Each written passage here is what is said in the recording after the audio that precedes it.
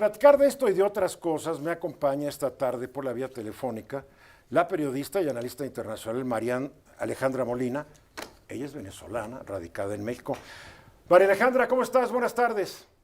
¿Cómo estás, Eduardo? Qué gusto saludarte a ti y a todo tu auditorio. Gracias por la invitación. Oye, ¿cómo es que Trump hoy se declaró presidente en funciones de Venezuela?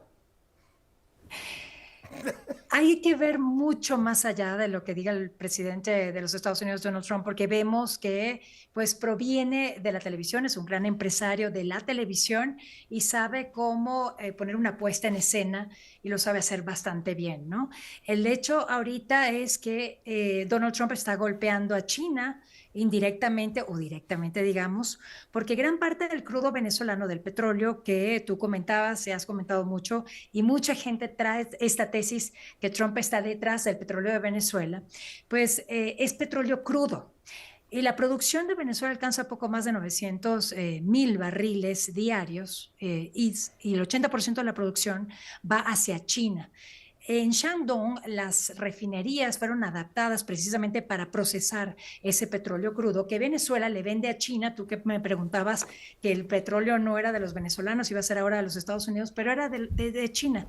Se lo vendía y se lo vende Venezuela con un descuento importante por ser petróleo pesado y además por tener sanciones Está muy bien tu importantes. ¿Qué respuesta, sucede en pero Malasia? no me estás Estos buques contestando. llegan a Malasia y hacen un rebranding para burlar esas sanciones A internacionales. ver, pero no me has contestado. ¿Qué opinas que Trump se declara presidente en funciones de Venezuela? Él comenta que se declara presidente en funciones de Venezuela y hay declaraciones que son controvertidas por parte de Delcy Rodríguez en la mañana, donde dice que están cooperando autoridades de Venezuela con los Estados Unidos para el bien de los venezolanos. Lo cierto es que nunca vamos a saber qué se está negociando detrás, Eduardo. Cierto, Probablemente cierto. sí, un poco más adelante, quizá en algunos años lo sabremos, pero lo dice porque están ellos llevando el control de Venezuela, por lo que en algún momento conversamos tú y yo, que es la dificultad en cuanto a la gobernabilidad y a las negociaciones internas, porque hay muchos grupos y muchos intereses en Venezuela. A ver, y ahí esta encuesta de la empresa Altica dice que mayoritariamente en el ámbito latinoamericano, a la pregunta ante la ausencia de Maduro, ¿quién debería asumir el gobierno de Venezuela? 55% dicen la oposición venezolana, 17% oficialismo chavismo, 7% una autoridad de Estados Unidos.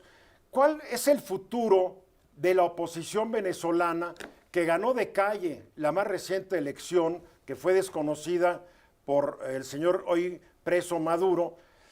¿Cuál es el inconveniente de Trump ya reconocer que el presidente electo que no pudo asumir, pues regrese a Caracas y asuma el poder? O así como tú dices, ¿está tan dividido el país?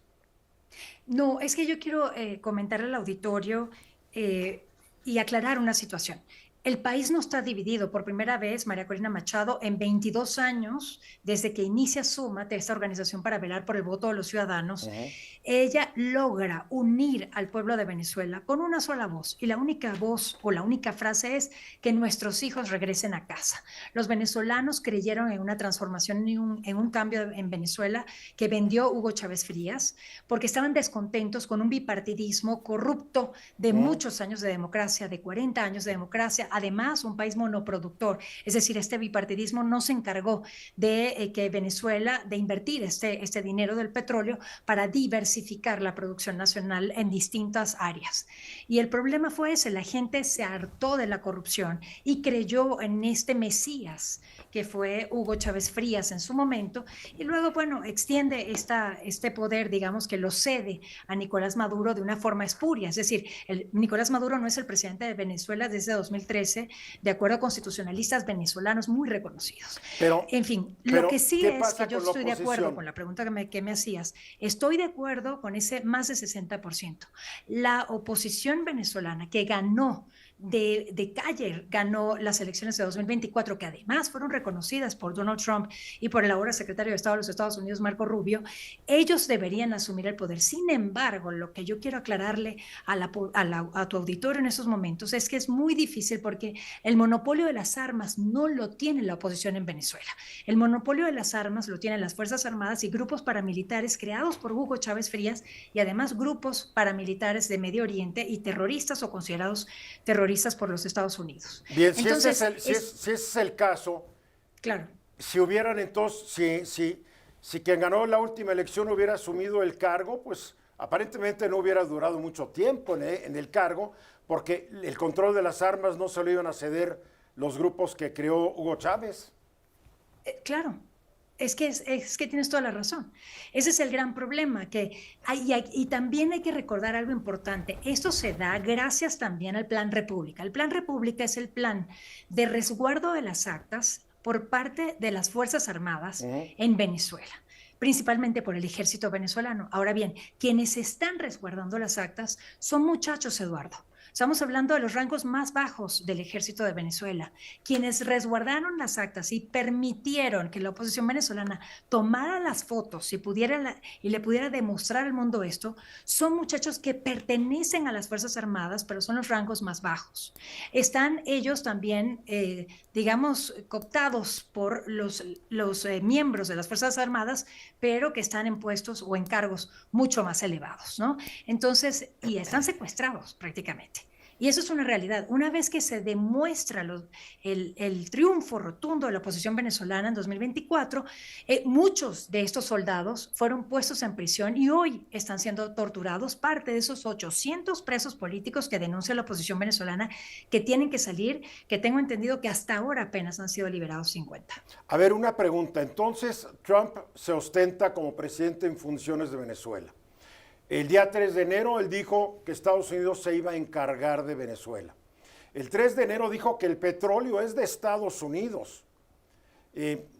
¿Cuál es el futuro entonces de Venezuela si Trump, que es un hombre pragmático y que lo único que le interesa es el negocio, se pone a negociar con los herederos de Chávez y Maduro que están ahora representados por Delcy Rodríguez, porque ahí sigue Diosdado y siguen todos los rufianes que acompañaron a Hugo Chávez desde el principio? ¿Cuál es el futuro de Venezuela?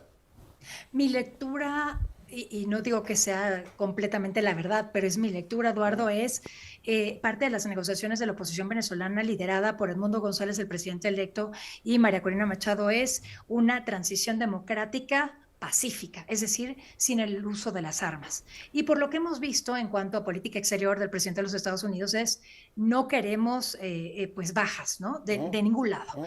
Entonces se da una negociación con quienes tienen el monopolio de las armas en Venezuela diciéndole, aquí yo estoy, primero pasa por Rusia en Alaska. Y finalmente Rusia probablemente esté negociando partes de Ucrania como Crimea, Donetsk y Lugansk, que Donetsk y Lugansk, recordemos, es un sitio donde hay importantes reservas de tierras raras, ¿no? Sí. Que les interesa, que por supuesto para el tema de inteligencia artificial, de chips, de semiconductores, es importantísimo el Nos tema de quedan tierras 30 raras. segunditos, aterriza tu comentario. Sí, pues probablemente pasa por esa negociación y luego pasa por la negociación de no queremos bajas y tiene que haber una transición y esta transición pasa por la negociación de quienes tienen el monopolio de las armas en Venezuela y el presidente de los Estados Unidos, Donald Trump. ¿Nos guste o no? A ver si están dispuestos a dejar las armas, ojalá. María Alejandra, me da siempre gusto verte, gracias. Gracias, Eduardo, el gusto es mío. María Alejandra Molina, periodista y analista internacional. Así están las cosas.